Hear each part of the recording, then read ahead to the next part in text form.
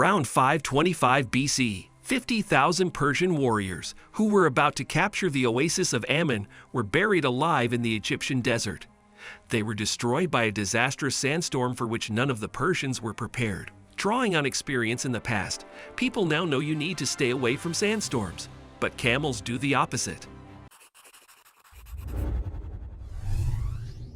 Camels probably think best defense is a good offense. To understand why they're not fleeing from the sandstorm, let's go to the ocean. If you're on a coastline hit by a tsunami, your chances of surviving are quite slim. This is a life-threatening situation, and it seems that giant waves are even more dangerous at sea, though actually you'll barely notice them there. The farther in the ocean a ship it is, the safer it is. Sailors and fishermen are even warned not to return to port if there's a risk of a tsunami. There the wave can simply hummel the ship against the shore in the open ocean. It can't happen. Unfortunately, this strategy won't work with the sandstorm. You cannot end up in the middle of it and expect to be safe. The most logical decision would be to stay away from the sand wall altogether. Change the route if a storm gets in your way. But not for camels. They don't care about dust or sandstorms at all. If the camels were about to go straight, they will go straight, no matter if there's something dangerous ahead or not. Evolution has given camels the advantage which allows them to act as if gritty sand flying in all directions is just a normal breeze. They can close their nostrils, not to inhale some unwanted stuff. The double row of extra long eyelashes keeps out sand, also helping them look amazing at the same time. Another bonus, a thin nictitating membrane on each eye, like a transparent inner eyelid, which also protects the eyes from sandstorms, while letting in enough light so the camels can see.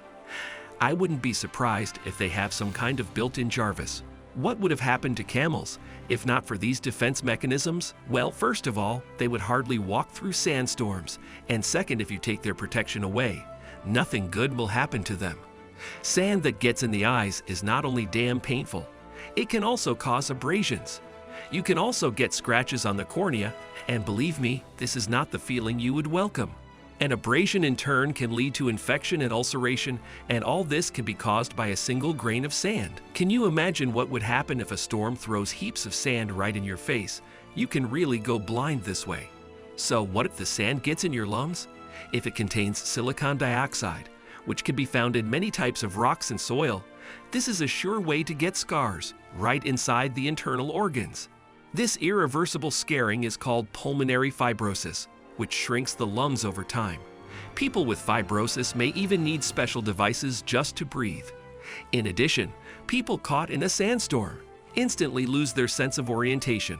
It's not clear where to go when there's sand and wind everywhere, and you can only see what's within a few steps away from you. Getting lost in a sandstorm and dying somewhere in the middle of the desert is much easier than swallowing a lethal dose of sand. Also, can you imagine how hard it is to walk on the sand? Meanwhile, you also have to resist strong gusts of wind and endure thirst. Exhausted travelers simply cannot resist the elements. But you know who doesn't care about all these difficulties? Honey badger. I mean a camel, wide flat feet. Keep this animal from falling into the sand. Camels almost do not sweat. This is why they lose less water, which means they need to drink less often. Well, contrary to popular belief, camels do not store water in their hums. These are just deposits of adipose tissue. When this tissue is metabolized, more than 1 gram of water is released for every gram of processed fat. This way camels can survive for 15 days without access to water. The best humans can do is 3 days. Do you know what'll happen to a human who spends 2 weeks without any water? Turns out sandstorms are also deadly for all other animals. Well, if a polar bear suddenly finds himself in the middle of the desert, he wouldn't know what to do and would not survive in these conditions for a long time. But the local animals have long ago adapted to everything. They survived in deserts, dwelling underground or resting in burrows in the heat of the day. They do the same.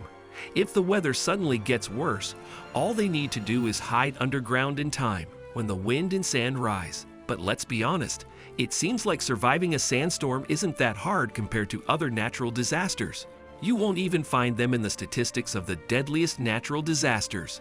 If you find shelter in time, protect your face and make no movements, you can simply wait out the storm. This strategy does not always work with the flood. It's difficult to outrun a tsunami or hide from lava flows during volcanic eruptions. However, there's another danger lurking in the wall of sand approaching you. People have some idea what to expect from water, fire, or wind, but few people realize that sand carries disease. According to the Weather Channel, dust storms that also contain sand can carry a toxic mixture of spores, heavy metals and pollutants, chemicals, and bacteria that can cause cardiovascular, ocular, and other diseases. In the 30s, dust storms were very common in the United States and Canada. The drought and overly aggressive farming was to blame. But the storms not only made people's lives more difficult. In October 1935, a severe measles epidemic broke out in Kansas, where people experienced record rates of strep throat infection and horrific infant mortality. The researchers theorized that the storms were responsible to blame for this. Dust storms have been linked to outbreaks of meningitis in northern Africa, as well as fever in the southwestern United States, possibly caused by fungal spores in the dust. Now, dust and sandstorms don't seem so harmless, do they? Wait, they probably also affect the entire planet and the stuff that surrounds us. Of course, the soil is damaged because storms tear down its upper fertile layer. Animals are also not happy about losing food. Sand can get into equipment and homes, affecting people's lifestyles, and of course, don't forget about damage to cars. Even the most durable metal will collapse under clouds of sand, constantly falling on it. Over time, solid particles will begin to destroy the surface, and scientists say the climate is changing, which results in an increasing number of sandstorms. So turns out that the weather on Earth will soon be like Mars. Remember the conditions there. The severity of Martian storms is somewhat exaggerated. Several moderately large dust storms happen on Mars each year, hitting areas the size of a continent and lasting for weeks. Once every few years, these storms envelop the entire planet, and you can even see them through a telescope. But despite the scale, they are not that strong. Well, okay, it's not that bad. The maximum wind speed during the strongest Martian storms is about 60 miles per hour. That's less than half the speed of some hurricane winds on Earth. In addition, the atmosphere of Mars is about 1% denser than on Earth. This means that even to launch a kite on Mars, you'll need the wind to blow much faster than on Earth. So Martian dust storms will probably not be as devastating as shown in the movie. Should we be afraid that the Earth will eventually turn into Mars? Actually, dust storms don't bring only destruction with them. According to research, dust crossing the Atlantic Ocean makes the soil of the Amazon more fertile. Since the Amazon is a fresh river, local animals and plants don't get enough minerals. Meanwhile, dust from storms contains all these substances, for example, iron and phosphorus. So maybe we wouldn't have had the Amazon jungle if it weren't for the dust storms in Africa. At the same time, scientists keep analyzing their impact on the climate. Someone says they can lead to significant warming and even the greenhouse effect. Someone doubts this. But you know who doesn't care? Right, camels.